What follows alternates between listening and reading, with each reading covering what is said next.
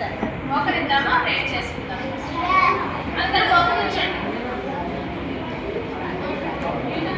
చేయండిమా.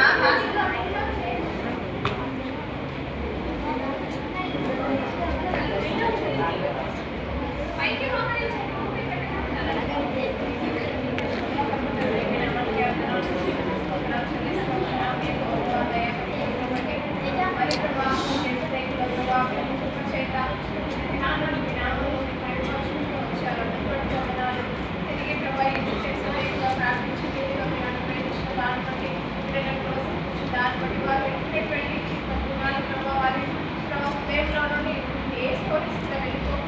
భద్రంగా దాచిపెట్టడం ఈ యొక్క కృపను వారికి ప్రభావ మీ యొక్క జ్ఞానము పరలోక జ్ఞానం చేయడం వారిని నింపుతురండి.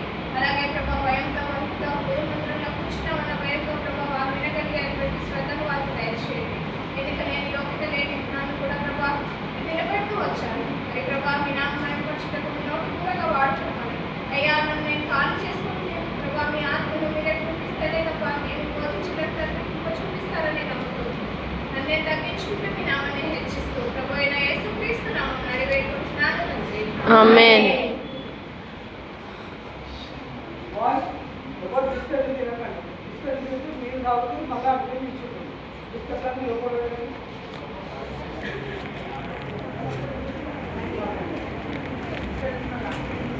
ఎంతమందికి కంఠస్థ వాక్యాలు వచ్చినాయి నాన్న?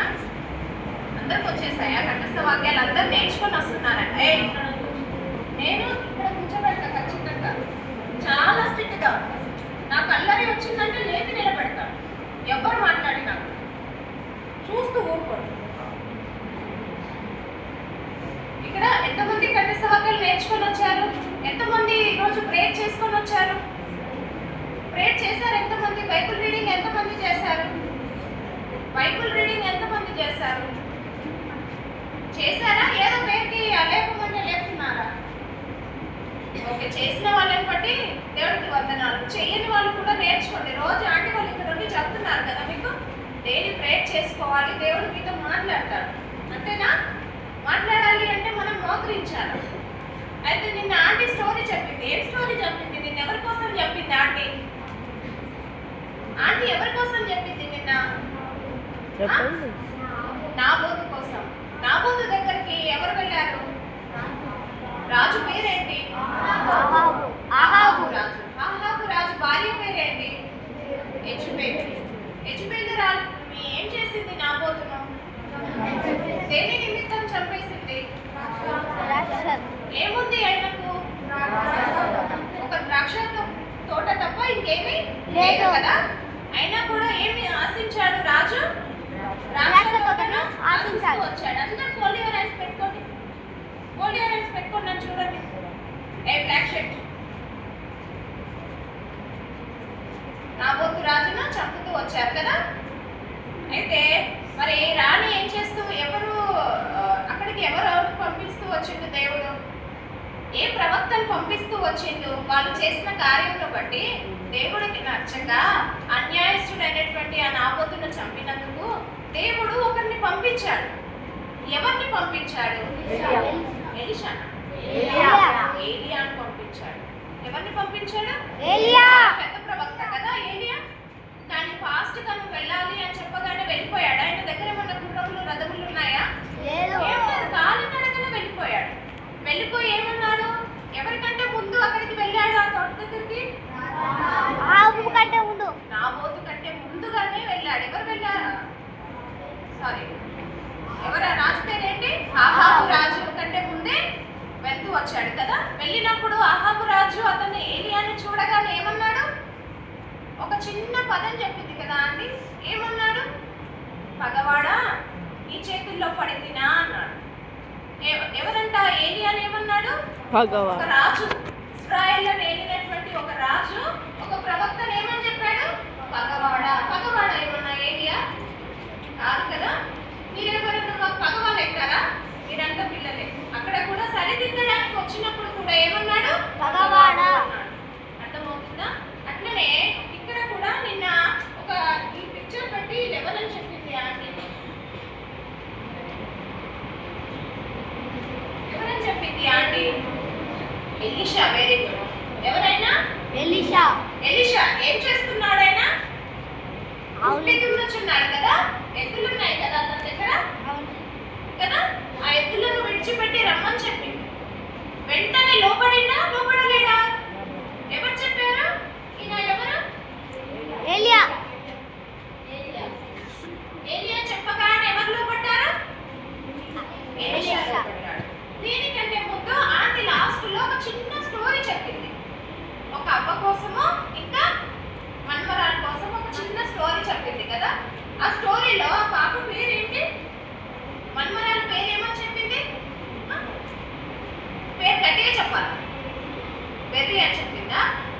అయితే ఇక్కడ నేను ఒక చిన్న స్టోరీ చెప్తాను. అందులో మన ఒక అవ్వ ఉందంట. అవ్వ ఏం చేస్తూ వచ్చింది? ఇద్దరు మన్మరాలు ఉన్నారు. అర్థమైందా? నిన్న అవ్వ అయితే మందిరానికి కానీ దేవుని ఎక్కడ చీటింగ్ చేసినా ఏం చేసిందంట? తాను ఏం చేసిందంట? నెల్లిని తీసుకొని ఏం చేసింది? తనని తాను కుచ్చుకుంది. కానీ కుచ్చుకునే ముందు ఏం చేసింది? వేడి చేసింది కదా. వేడి చేసేసి తాను అది కాల్ చేసింది. నొప్పి ఎంతో భయంకరంగా ఉంటుంది కదా. మామూలుగా మన అమ్మ వాళ్ళు మమ్మీ వాళ్ళు కూడా వంట చేసేటప్పుడు పడ్డప్పుడు వాళ్ళు బాగుంటారు కదా. మీకు అనుభవం ఉందో లేదో నాకు తెలియదు. మా పిల్లలకు అనుభవం ఉంది. ఒకసారి మా బాబు కూడా బైబిల్ని చింపేశాడు. ఇక్కడే నేర్చుకొని వేరే పిల్లలను చూస్తూ వాడు కూడా మా మమ్మీ ఏమన్నదని మొత్తం పేపర్లను చింపేశాడు. అది నాకు తెలియక నేను ఒకరోజు గమనించి చూస్తే అక్కడక్కడ రూమ్లో పాడేశాడు. అవన్నీ చూసి ఏ చేతితో చెప్పాడో దాన్ని నేను ఏమంటారు నైఫ్ కాల్చి వాడికి ఇక్కడ పెట్టాను. ఇప్పటికీ ఉంటుంది మరొక. అర్థమవుతుందా? అంటే స్ట్రిక్ట్గా నేను అంతే ఉంటాను. మీరు అంతే భయం లేకుండా ఇప్పుడు వినలేరు అనుకోండి, అంత స్ట్రిక్ట్గా ఉంటాను. కాబట్టి శ్రద్ధగా వినండి. ఇక్కడ మనం కూడా వాక్యం మన అగ్ని చేత ఎప్పుడు మండుతూ ఉండాలి. అర్థమైంది? అక్కడ వాళ్ళు అవ్వ పెట్టుకుంది. ఇక్కడ ఒక అవ్వ ఏమి వచ్చిందంటే అవ్వ చనిపోయిందంట. ఏమైంది? చాలా ఇష్టంగా మన్మరాలను ప్రేమించింది, చాలా ఇష్టపడిందంట. కానీ సడన్ గా దేవుడు తనకు పిలుపునిచ్చేసరికి, దేవుడు తనని రమ్మనేసరికి అవ్వ ఏం చేసిందంటే చనిపోయింది. అర్థమైందా? అవ్వ పేరు రాయబడలేదు కానీ అవ్వను మాత్రమే రాయబడిందంట. అయితే అవ్వ ఏమైంది అంటే చనిపోయింది. చనిపోయేసరికి ఎవరికైనా బాధ ఉంటుంది కదా. ఇంట్లో ఎవరైనా చనిపోతే బాధ ఉంటుందా ఉండదా? అట్లనే అందులో ఒక మన్మరాల పేరు వచ్చేసి ఎరీలిన్. ఏం పేరు? ఈ ఎరీలిన్ వచ్చేసి వాళ్ళ మమ్మీ దగ్గరకు వచ్చి, నేను కూడా మమ్మీ ఏసై దగ్గరికి వెళ్ళిపోతాను. అవ్వ ఏసై దగ్గరికి వెళ్ళిపోయింది కదా మమ్మీ, నాకు బ్రతకాలని లేదు మమ్మీ, నాకు అవ్వ కావాలి అని చెప్పేసి ఏడుస్తూ ఉంటే వాళ్ళ మమ్మీ ఏం చేసిందంటే ఓదారుస్తూ, నానా సమయం ఇంకా రాలేదు. అవ్వకు సమయం ఇచ్చాడు. అవ్వకు దేవుడు ఏం చేశాడంటే మన యొక్క పోటీల్లో ఉంటుంది కన్నా ఒక ఇల్లును సిద్ధపరిచేశాడు. అవ్వను తీసుకొని వెళ్ళిపోయాడు. నీ సమయం ఇంకా రాలేదు. అర్థమవుతుందా? నీ సమయం ఇంకా రాలేదు కాబట్టి నువ్వు అలా చేయకూడదు. నువ్వు ప్రార్థన చేయాలి. నిన్ను భూమి మీద బ్రతికించాడు అంటే అవ్వ అయితే తన పని ఏం చేస్తూ వచ్చింది? సువార్త ప్రకటన చేస్తూ అనేకులకు సిద్ధపరిచింది. నీకు అది నేర్పించింది కదా. కాబట్టి నువ్వు అదేం చేయాలి? నువ్వు ఈ భూమి మీద నుండి చనిపోయే వరకు నువ్వు కూడా ఏం చేయాలి? మనం ఏం చేయాలి? మనం భూమి మీద ఉన్నాము అంటే ఎందుకున్నాం? దేవుని పని చేయడానికే ఉంటాం. దేవుడు తన పనిని జరిగించుకున్నాడంటే మనం కూడా ఈ నుంచి వెళ్ళిపోతాం. మనం యాత్రికులమే కదా. ఎప్పుడు వెళ్తామో తెలియదు కానీ వెళ్తాం. అది నిజం. అయితే ఆ విషయము ఎరీలిన్ విన్నప్పుడు, అవునులే మమ్మీ చెప్పింది కూడా నిజమే కదా, అవ్వ విడిచిపెట్టిన పనిని నేను పూర్తి చేస్తాను అనుకోని ధైర్యంగా అలా ఉంటా ఉంటే ఒకరోజు ఇంకో నేను ఇద్దరు మన్మరాలను చెప్పాను కదా. అయితే క్రూడి ఇంకొక మన్మరాలు తాను కూడా వాళ్ళ అక్క దగ్గరకు వచ్చేసి, అక్క నాకు అవ్వ బాగా గుర్తుకొస్తుంది, మనం చనిపోదాం అక్క అనేసి అంటుందన్నమాట. అనేసరికి సేమ్ వాళ్ళ మమ్మీ ఏం చెప్పింది?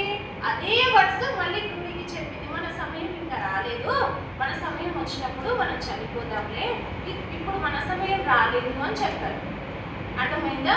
అప్పుడు వాళ్ళిద్దరు కలిసి దేవుని పని చేస్తారు. అయితే ఈ స్టోరీ యొక్క సారాంశం మనకి ఇప్పుడు వచ్చే దాన్ని బట్టి ఉంటుంది. ఎలీషా ఏలియాల కోసం. ఇక్కడ ఏలి ఎవరిని పిలిచాడు? పిలిచాడు? ఎలీషాను పిలిచాడు. ఎలీషాను పిలవగానే ఎలీషా తన దగ్గర ఉన్నటువంటి అన్నిటిని అమ్మివేసి, అన్నిటికీ విందు చేసేసి, అందరికి విందు చేసేసి తను ఎవరిని వెంబడించాడు? ఏలియాను వెంబడించాడు. ఒక ప్రవక్త చెప్పగానే ఏం చేశాడు? వెంటనే తనకున్న సమస్తమును వదిలిపెట్టాడు. దేవుడు నిన్ను నన్ను పిల్లలు మీరు చిన్నవారిగా ఉన్నారు, దేవుడు మిమ్మల్ని పిలవచ్చు, మీకు వాగ్దానాలు ఇచ్చాడా? ఇయర్ వాగ్దానాలు తీసుకున్నారా? స్టార్టింగ్ లో తీసుకున్నారు కదా, 31st నైట్ అందరికి వాగ్దానాలు గుర్తున్నాయా? కొంతమందికి వాగ్దానాల ద్వారా కూడా దేవుడు పిలుస్తాడు. అర్థమవుతుందా? అలాగే ఇక్కడ కూడా ఏలియాను పిలిచినప్పుడు వెంటనే ఏలియా ఏం చేస్తూ వస్తాడంటే వెంటనే లోబడతాడు. లోబడేసి వారిద్దరూ ఎలా అయిపోయారంటే, ఈయన దైవజనుడే కానీ ఎలీషాకు ఎవరు? ఎలీషా ఏమవుతాడు ఇప్పుడు? శిష్యుడు కదా, శిష్యుడా కాదా? అంతేనా కాదా? అయితే వీళ్ళిద్దరు క్లోజ్ ఫ్రెండ్స్ అయిపోతారన్నమాట. ఒకరిని విడిచి ఒకరు ఉండలేనంత ఫ్రెండ్స్ అయిపోతారు ఇద్దరు కూడా. అయితే అలా కొన్ని చేసి ఈ ఏలియాకు దేవుడు పిలుపునిస్తాడు. ఏమని పిలుపునిస్తాడంటే, నువ్వు నా దగ్గర ఆహారోహణం అయిపోతాడు, మరణం చూడకుండా మరణిస్తాడు ఏలియా. అది ఎవరికి తెలుసు? ఏలియాకు తెలుసు. ఆయన ఇంకా కొన్ని రోజుల్లో ఏమైపోతాడు? చనిపోతాను, నేనంటే దేవుని దగ్గర పరమునకు చేర్చబడతాను అన్న సంగతి ఎవరికి తెలుసు? ఏలియాకు తెలుసు. ఏలియాకు తెలుసు కాబట్టి అక్కడ ఉన్నటువంటి ఆయన దైవజనుడు కొన్నిసార్లు మనం కూడా కుటుంబ ప్రార్థనలు అక్కడక్కడ ఏం చేస్తాము, కొన్ని విషయాలు తెలిసినప్పుడు అందరం కూర్చొని ప్రేయర్ చేసేటప్పుడు కొన్ని విషయాలు పంచుకుంటారు కదా, మమ్మీ వాళ్ళు ప్రేయర్లో అయినా చెప్తారు. ఆ గ్రహింపు మనకు ఉండాలి. అయితే అట్లనే ఈయన కూడా చాలా మంది ఈయన దగ్గర శిష్యులు కూడా ఉన్నారు. అలాగే ఈయన కూడా ప్రార్థన చేస్తున్నప్పుడు ఎలీషాకు కూడా తెలిసింది, నా దైవజనుడు కొన్ని రోజుల్లో ప్రభు దగ్గరికి చేర్చబడతాడు అనేసి. చేర్చబడతాడు అన్నప్పుడు తనను గట్టిగా పట్టుకుంటాడు. ఈయన దగ్గర ఏం కలిగి ఉంది అంటే వరము కలిగి ఉంది, ఆత్మల వరము. అర్థమవుతుందా మీకు? అయితే ఇది పొందాలి అంటే మనం ఇతన్ని విడిచిపెడితే, ఇప్పుడు ఎవరి దగ్గరైనా ఏదైనా ఉంది అంటే అతని దగ్గర మనం అతన్ని విడిచిపెడతారు, మన దగ్గరకు వస్తారా? రాదు కదా. అలాగే ఈ ఎలీషా కూడా ఈ ఏలియాను విడిచిపెట్టట్లేదు. అర్థమైందా?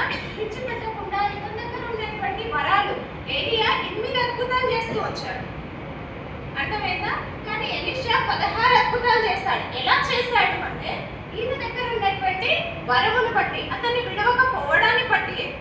ఎందుకు విడవలేడు అంటే ఎప్పుడు ఎక్కడికి వెళ్ళినా తనతో పాటు వెళ్ళడం, ఎక్కడికి వెళ్ళినా తనతో పాటు వెళ్తూ వచ్చాడనమాట. అయితే ఎలీషాను దేవుడు సిద్ధపరిచినప్పుడు దేవుడు ఏం చేస్తాడంటే వెంటనే ఏమంటాడు? ఏలియా ఏమంటాడంటే, నేను ఇంకా నా సమయం వచ్చేసింది, ఎలీషా ఒంటరిగా ఉండాల్సిందే. ఎప్పుడు ఫ్రెండ్స్ ఉండి ఒక్కసారిగా పక్కకి వెళ్ళిపోతే ఏమనిపిస్తుంది? ఏమనిపిస్తుందిరా? పక్కకు మనకి ఎక్కువ క్లోజ్గా ఉన్న వాళ్ళు పక్కకు ఉండి కొన్ని రోజులకు లేకపోయేసరికి మనకు కొన్ని ఆ పెయిన్ అనేది అలాగే ఉండిపోతుంది కదా.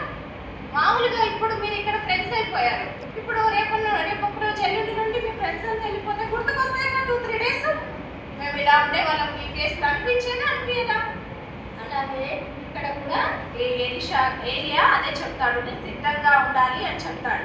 సిద్ధంగా ఉండాలి అని చెప్పినప్పుడు వెంటనే దేవుని అందు విశ్వాసం కలిగినటువంటి ఏలియా ఏం చేస్తాడంటే, ఎట్లా సిద్ధపడాలో బైబుల్ స్పష్టంగా చెప్తుంది.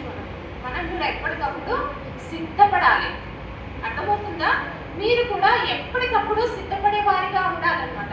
సిద్ధపడకుండా ప్రభు దగ్గరికి వెళ్ళడం అసాధ్యం.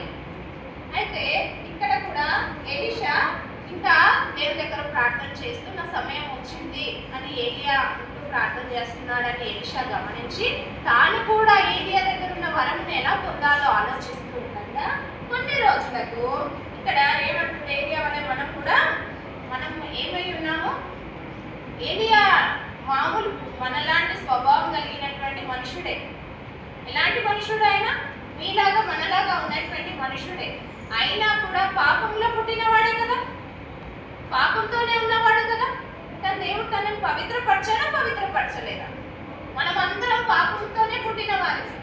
మన తల్లి మనను పాపంలోనే కంటూ వచ్చింది. అది ఎప్పుడు మర్చిపోకూడదు. మీరు పాపంలో కనలేదు, మేము పవిత్రులంగా పుట్టామనడానికి వీల్లేదు. ఎందుకంటే వాక్యం క్లియర్గా ఉంది. యాకోబులో కూడా